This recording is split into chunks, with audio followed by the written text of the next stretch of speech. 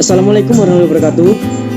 Kami dari kelompok 1 mata kuliah Matematika Diskrit akan mempresentasikan materi teori bilangan yang akan dibawakan oleh Altop Saifullah, Usam Izid Mimbatullah, Wisnu Adam, Aprilia Sari, Wanda Ayuning Larasati, dan Stefani Gita. Di dalam materi teori bilangan ini, kami akan menjelaskan tentang 5 pokok pembahasan, yaitu algoritma pembagian, algoritma faktor persekutuan terbesar atau FPB, algoritma persekutuan terkecil atau KPK, algoritma faktorial, dan algoritma perkalian. Untuk materi yang pertama yaitu algoritma pembagian yang akan dibawakan oleh Stefani Gita. Untuk Stefani Gita dipersilahkan.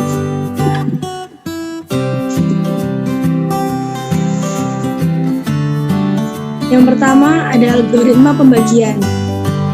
Terdapat bilangan A dan B adalah bilangan bulat dan B harus lebih daripada 0. Maka ada bilangan bulat Q dan R yang bersifat unik dan tunggal yang memenuhi A sama dengan BQ plus R, di mana R harus lebih besar atau sama dengan 0 dan kurang dari B, di mana A merupakan bilangan yang dibagi, B merupakan bilangan pembagi, Q merupakan bilangan hasil bagi, dan R merupakan bilangan sisa hasil bagi. Di mana terdapat bilangan unik Q dan R merupakan himpunan dari bilangan bulat, maka A sama dengan BQ plus R, di mana R lebih besar atau sama dengan 0 dan R kurang dari B. Contoh yang pertama, terdapat bilangan A sama dengan 100 dan B sama dengan 8. Maka 100 sama dengan 8Q plus R. Dari mana kita mendapatkan 8 kali 12 ditambah 4. Jadi 100 dibagi 8 sama dengan 12 dan sisanya 4.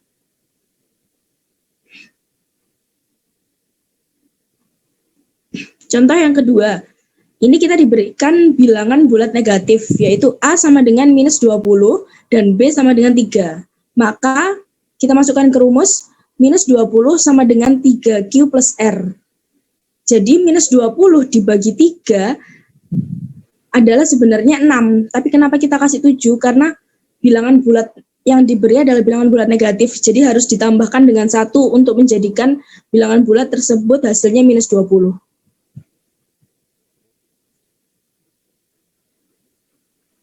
Contoh yang terakhir, diberikan sembarang bilangan bulat A ada 2, maka B sama dengan 2. Di mana disebutkan R adalah lebih besar atau sama dengan 0 dan R kurang dari B. Maka yang memenuhi persamaan tersebut adalah cuma angka 1 dan 0. Dan jika R sama dengan 0, maka A sama dengan 2Q. Karena plus 0 tidak perlu ditulis, jadi dihilangkan. Jika R sama dengan 1, maka A sama dengan 2Q plus 1. Terima kasih.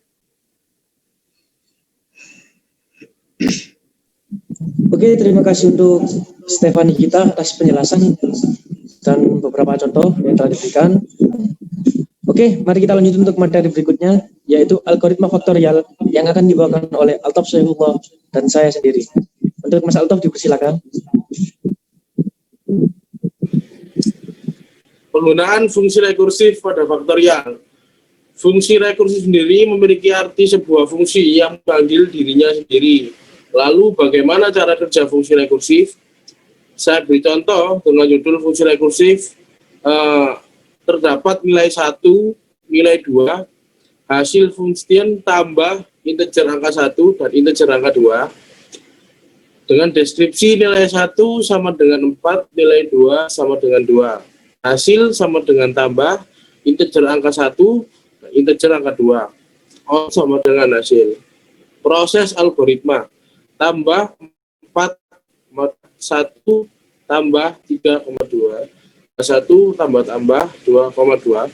1 tambah 1 tambah 1 tambah 1,2. Angka 1 berkurang karena ada perintah memanggil fungsi dirinya sendiri dengan kondisi bahwa angka 1 dikurang 1. 1 ditambah 1 ditambah 1 ditambah tambah 0,2. Karena angka 1 sudah menjadi 0, maka tambah mengembalikan nilai 2. Maka outputnya adalah 1 tambah 1 tambah 1 tambah 1 tambah 2 sama dengan 6. Next. Penggunaan fungsi rekursif pada faktorial. Faktorial adalah sebuah fungsi permutasi dari bilangan bulat positif yang menggunakan notasi n. Faktorial akan mengalihkan bilangan dengan bilangan berikutnya hingga terakhir dikalikan angka 1. N faktorial sama dengan n dikali n-1, dikali n-2, dikali n-3, dikali seterusnya, dikali 3, dikali 2, dikali 1.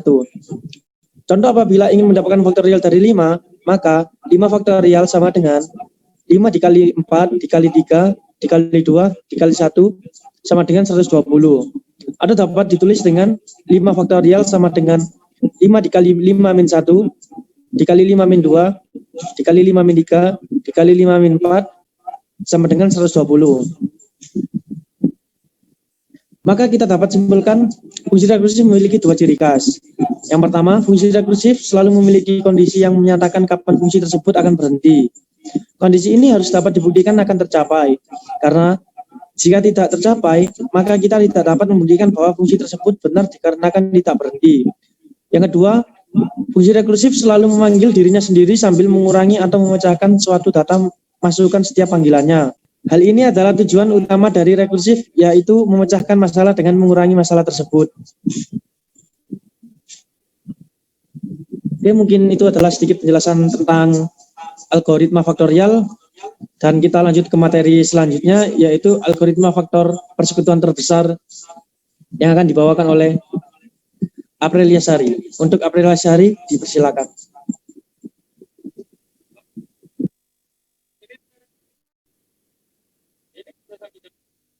Penggunaan algoritma Euclid pada FPB.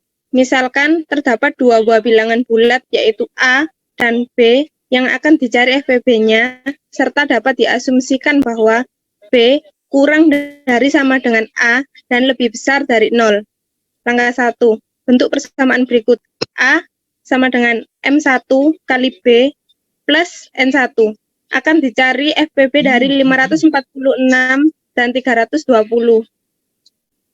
Maka, kalau kita melihat bentuk umum yang di atas, maka dapat kita bentuk persamaan 546 sama dengan 1 kali 320 plus 226.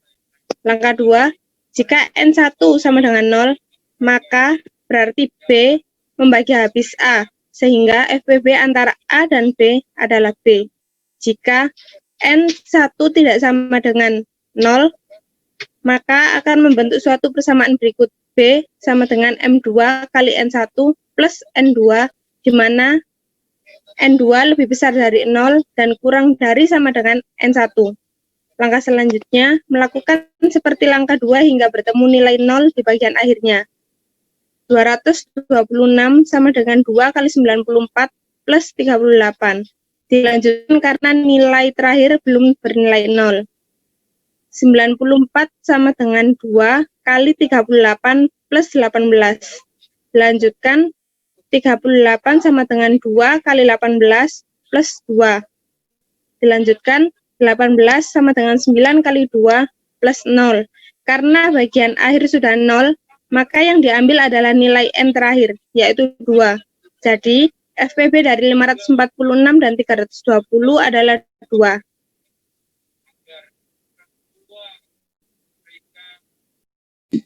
Oke, terima kasih untuk Aprilia Sari atas penjelasannya tentang algoritma persekutuan terbesar. Dan untuk selanjutnya kita lanjut ke materi algoritma kelipatan persekutuan terkecil yang akan dibawakan oleh Wanda Ayu Ninglarasati. Untuk Wanda Ayu Ninglarasati, dipersilakan. KPK kelipatan persekutuan terkecil. Mencari kelipatan dari bilangan yang akan di-KPK-kan dan dicari yang paling kecil. Jika A dan B adalah bilangan bulat tidak sama dengan 0, maka KPK dari A dan B adalah C, di mana A habis dibagi C dan B habis dibagi C. Jika C memiliki nilai lebih besar dari A dan B, dan diantaranya kelipatan ini juga dicari kelipatan lainnya, yaitu kelipatan D, yang nilainya A habis dibagi D dan B habis dibagi D, maka C juga habis dibagi D. Jadi C adalah kelipatan persekutuan terkecil dari A dan B. Selanjutnya langsung saja ke pembuktian. Tentukan nilai KPK dari 3 dan 4. 3, kelipatan dari 3, 6, 9, 12, 15, dan 18. 4, 8, 12, 16, dan 25. Dan yang paling kecilnya ialah 12. Karena 3 habis dibagi 12 dan 4 habis dibagi 12. Jadi 12 adalah nilai kelipatan terkecil dari A dan B. Oke, terima kasih untuk Bunda Yuning Larsati atas penjelasannya tentang algoritma persekutuan terkecil atau KPK.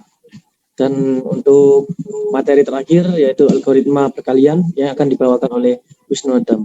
Untuk Wisnu Adam dipersilakan. Baik, terima kasih untuk mempersilakan saya menerangkan algoritma perkalian. Oke, perkalian secara algoritmik setara dengan perkalian panjang ini membuktikan persiapan yang memandu perhitungan dan memisahkan semua perkalian dari penambahan. Next.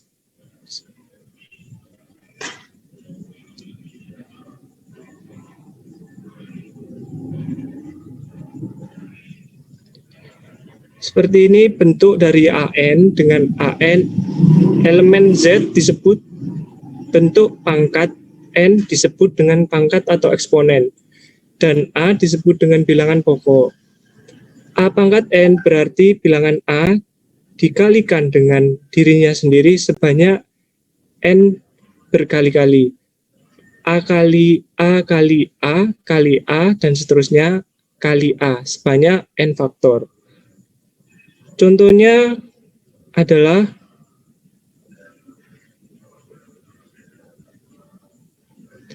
tiga pangkat 5 sama dengan 3 kali 3 kali 3 kali 3 kali 3 sebanyak 5 kali. Dan 5 pangkat 3 sama dengan 5 kali 5 kali 5 sebanyak 3 kali. Dari pernyataan di atas bisa disimpulkan bahwa 3 pangkat 5 tidak sama dengan 5 pangkat 3. Jadi, dalam operasi berpangkat tidak selalu berlaku sifat komutatif. Kesimpulan pada bagian ini, kita telah mempelajari bagaimana melakukan analisa efisien algoritma dengan menggunakan notasi ini. Dengan mengerti efisiensi algoritma, diharap pembaca dapat memilih dan merancang algoritma yang sesuai dengan kebutuhan untuk menyelesaikan masalah. Begitulah algoritma perkalian. Terima kasih. Oke, terima kasih untuk Mas Wisnu atas penjelasannya tentang algoritma perkalian. Dan mungkin cukup sekian presentasi dari kelompok kami. Dan terima kasih. Sebelumnya, ya penutupan ini.